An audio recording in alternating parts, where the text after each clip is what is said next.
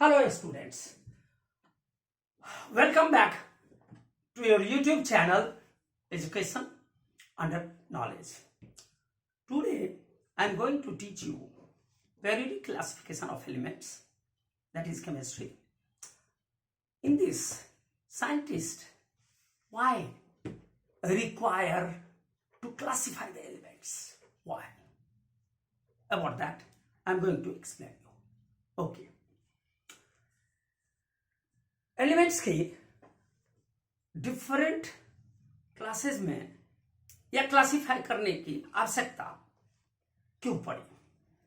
इसलिए कि साइंटिस्ट को पता करना था, चूंकि था बहुत सारा एलिमेंट्स, अब बहुत सारे एलिमेंट्स को वो उसने एक्सपेरिमेंट करना था, डिफरेंट चीजें बनाना था इसके जरिए, एलिमेंट्स के जरिए। जैसे आप देखिए एथेनोइक एसिड बनाया, इथाइल अल्कोहल बनाया, तो इथाइल अल्कोहल में क्या सब है? इथाइल अल्कोहल में कार्बन है, हाइड्रोजन है, ऑक्सीजन है, ये सारे एलिमेंट्स हैं। तो ये सारे एलिमेंट्स क्यों लिया? अदर क्यों नहीं लिया? जिंक क्यों नहीं ले लिया? आयरन क्यों नहीं ले लिया? पोटेशियम क्यों नहीं ले लिया?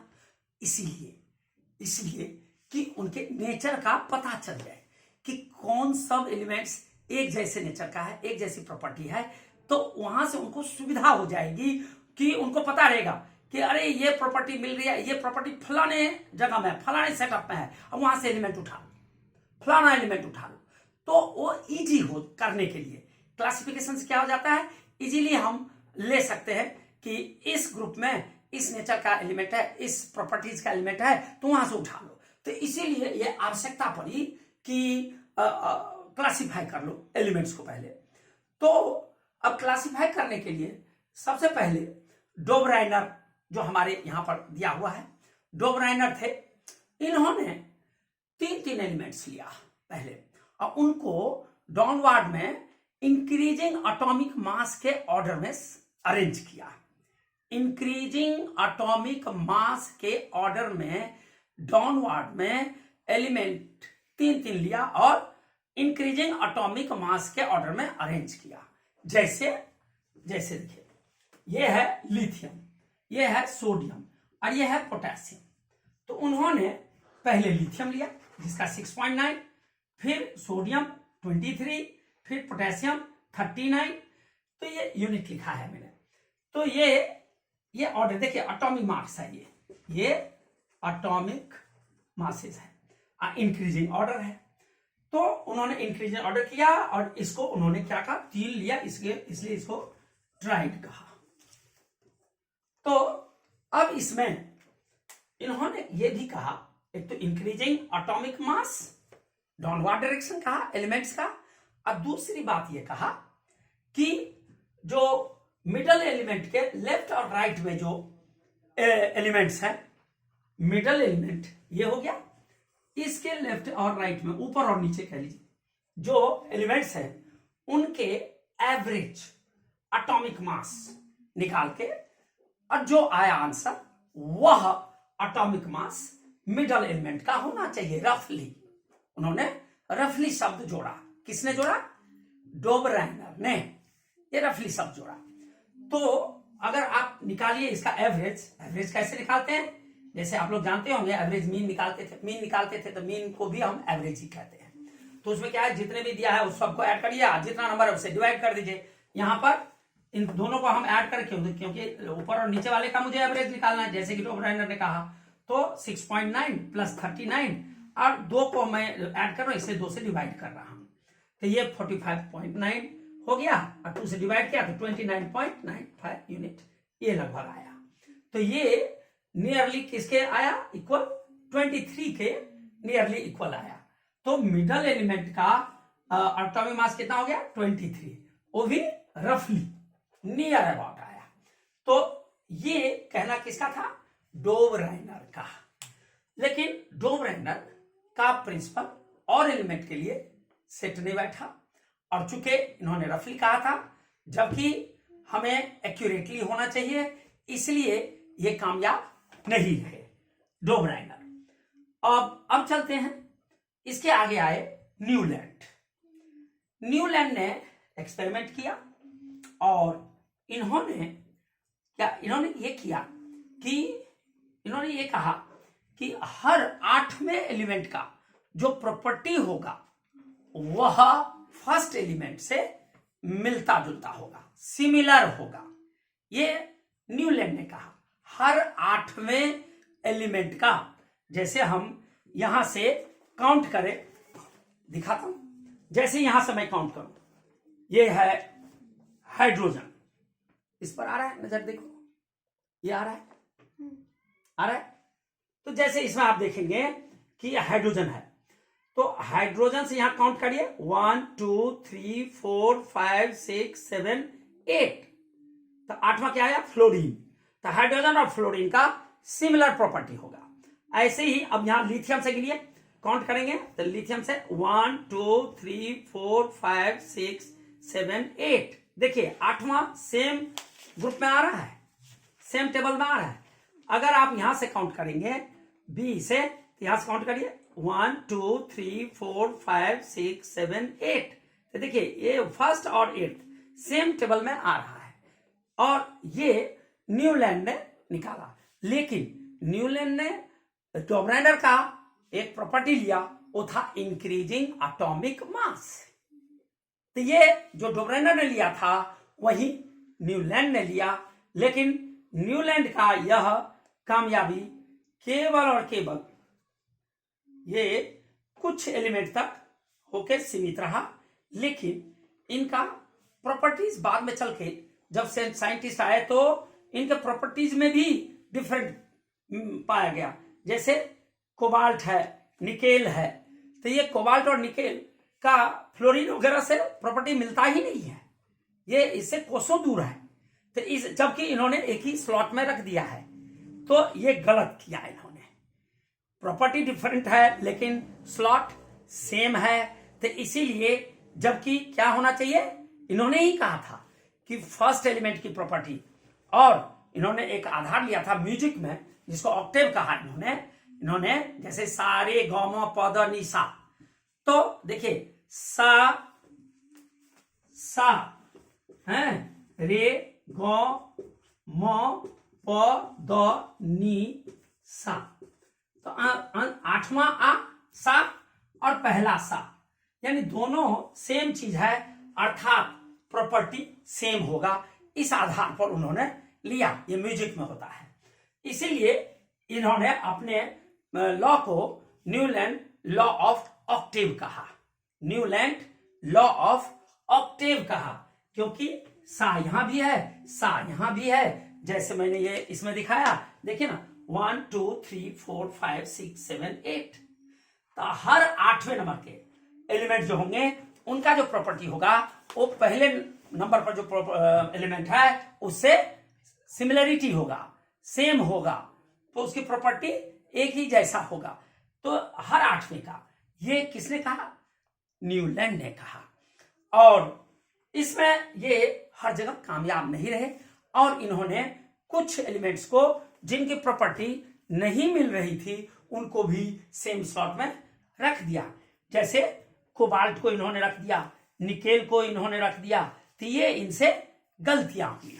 अच्छा, तो न्यूलैंड, लेकिन न्यूलैंड ने इन्होंने ये भी बात कह दिया कि केवल और केवल 56 एलिमेंट्स ही होंगे और उससे ज्यादा भविष्य में नहीं होंगे, जबकि 114 हो चुका है और आगे खोज चल रही है। तो ये भी उनका गलत साबित हो गया। ये जो प्रेडिक्शन था कि केवल 56 एलिमेंट्स होंगे, वो 56 एलिमेंट्स नहीं रहा, उससे ज्यादा हो गया। अच्छा, और ये तो आपको बता ही दिया, कोबाल्ट और निकेल, इसको कहाँ होना चाहिए, इसकी प्रॉपर्टी इन्होंने डाल दिया था फ्लोरीन, क्लोरीन, ब्रोमीन, और उससे बिल्कुल ही भिन्न प्रॉपर्टी है कोबाल्ट और निकेल का। कोबाल्ट और निकेल की प्रॉपर्टी आयरन से मिलती है, तो इसको आयरन में रखना चाहिए था, लेकिन इन्होंने आयरन में नहीं रख के और फर्स्ट में हाइड्रोजन, फ्लोरीन, क्लोरीन वगैरह के साथ रख दिया। तो ये गलतियां इनसे हुई। और इसके बाद आता है, ये तो था न्यूलैंड लॉ ऑफ ऑक्टेव्स, उनके बारे में ये सारी कहानी बताया। अब इसके बाद आते हैं दूसरा, मेंडलीफ। मेंडलीफ ने क्या किया, मेंडलीफ ने एक्सपेरिमेंट शुरू किया और इन्होंने बेस लिया हाइड्रोजन और ऑक्सीजन, और एलिमेंट्स को, डिफरेंट एलिमेंट्स को इन्होंने रिएक्शन हाइड्रोजन और ऑक्सीजन से करा करके और उनकी जो प्रॉपर्टीज जैसी जैसी थी वो लिखते चले गए, और जिनकी सिमिलर प्रॉपर्टी होती थी उन एलिमेंट्स को सिमिलर स्लॉट में रखते चले गए। और इस तरह से इन्होंने इनके टाइम में 63 एलिमेंट्स था नॉन, तो उन सबको इन्होंने अरेंज किया। तो लेकिन बेस क्या था, क्लासिफिकेशन का बेस जो था वह था हाइड्रोजन एंड ऑक्सीजन। इनसे इन्होंने डिफरेंट एलिमेंट्स को रिएक्शन करा के और जो जहां पर इनको प्रॉपर्टी सेम मिलती थी उसको सेम स्लॉट में रखते चले गए, और इस प्रकार से इन्होंने एक सही रूप दिया और इन्होंने प्रतिपादित किया यानी एस्टैब्लिश किया कि लॉ जो है पीरियोडिक टेबल का, वो इन्होंने ये कहा कि properties of the elements are the periodic functions, properties of the elements are the periodic functions of their increasing atomic masses. ये इन्होंने कहा कि, और इन्होंने क्या किया, पीरियड्स में और ग्रुप्स में बांट दिया, 7 पीरियड और 8 ग्रुप में एलिमेंट्स को बांट के रख दिया। तो इसमें क्या हुआ, इन्होंने जो ये इंक्रीजिंग ऑर्डर कहा था, जैसे पीरियड है तो इन्होंने उसको हॉरिजॉन्टल रोज जो था उसको पीरियड कहा, और वर्टिकल कॉलम जो था उसको ग्रुप्स कहा इन्होंने। अब इनकी जो ये क्लासिफिकेशन थी उसमें इन्होंने क्या किया, एलिमेंट्स को जो ये रखे थे इंक्रीजिंग ऑर्डर जो कह रहे थे उसमें इंक्रीजिंग ऑर्डर तो हुआ, लेकिन निकेल और कोबाल्ट जिसमें एटॉमिक मास जो था वो एटॉमिक मास एक का 58.9 और दूसरे का 58.7 था।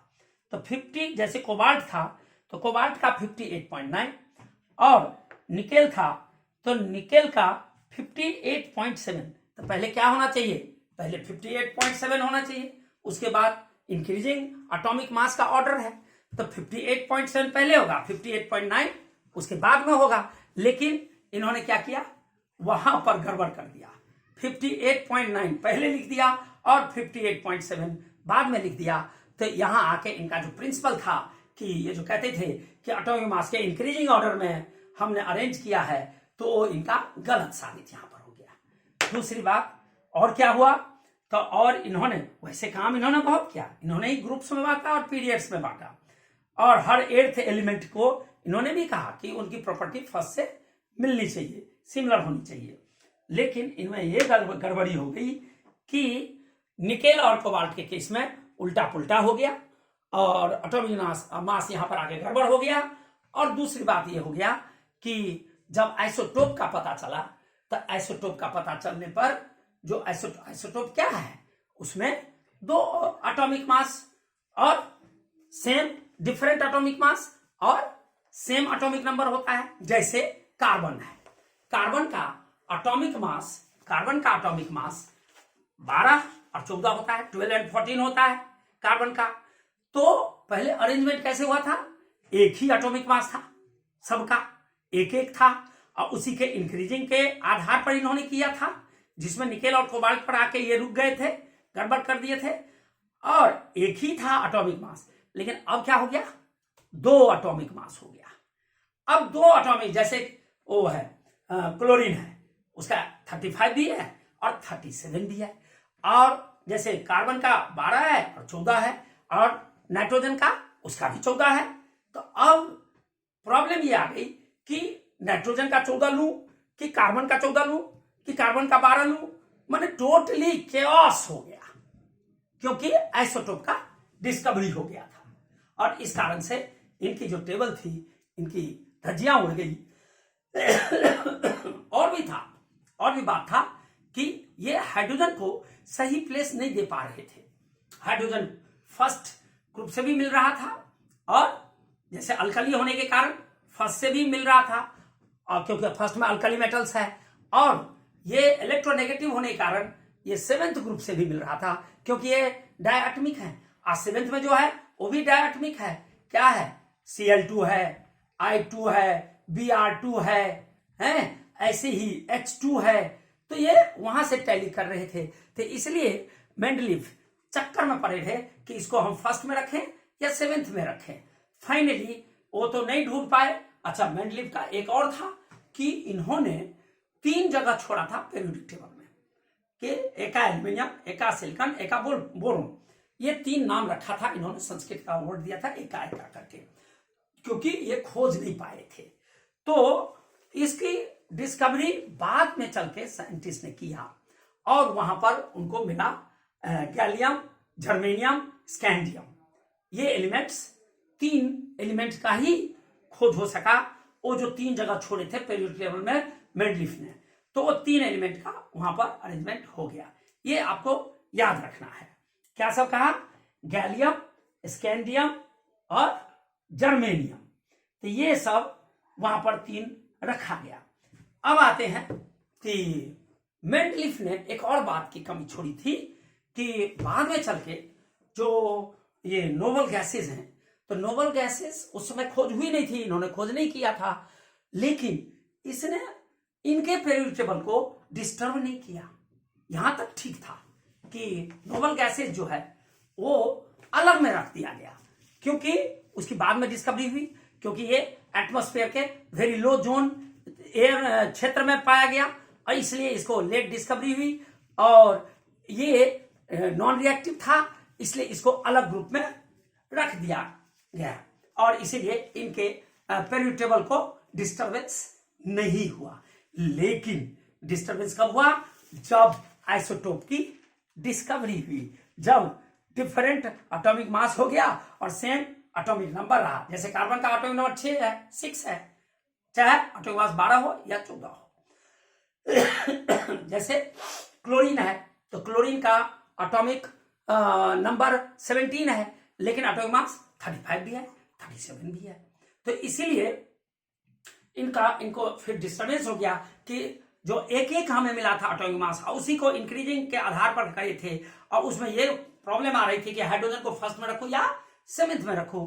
इसलिए इन्होंने कई बार लोगों ने इसमें राइटर्स ने लिखा भी था कि हाइड्रोजन एक वेगाबाउंड एलिमेंट है, या इन्होंने ही कहा था। लेकिन बाद में जब साइंटिस्ट खोज करी तो उसमें इन्होंने देखा कि अगर इसको एटॉमिक नंबर के आधार पर अगर एलिमेंट्स को अरेंज कर दिया जाए तो हाइड्रोजन डिस्टर्बेंस पैदा नहीं करेगा। और फाइनली मॉडर्न साइंटिस्ट ने जिन्होंने टेबल का नाम मॉडर्न पेरियोडिक टेबल रखा, इन्होंने उनको फिर atomic number, increasing atomic number के आधार पर सभी एलिमेंट्स को क्लासिफाई कर दिया ग्रुप्स ऑफ पीरियड में सभी एलिमेंट्स को क्लासिफाई कर दिया, तो एटॉमिक नंबर के आधार पर। तो इसलिए मॉडर्न पेरियोडिक लॉ क्या हो गया, properties of the elements are the periodic functions of their increasing atomic numbers. अब ये कर दिया। Okay, students, today's class is over. Now, rest of the chapter I will explain in the next class. And thank you for watching videos. Like, share, and subscribe. And thanking for watching my videos. If you have any doubt, you can ask. You can go into the comment section and ask there. Thanks for watching videos.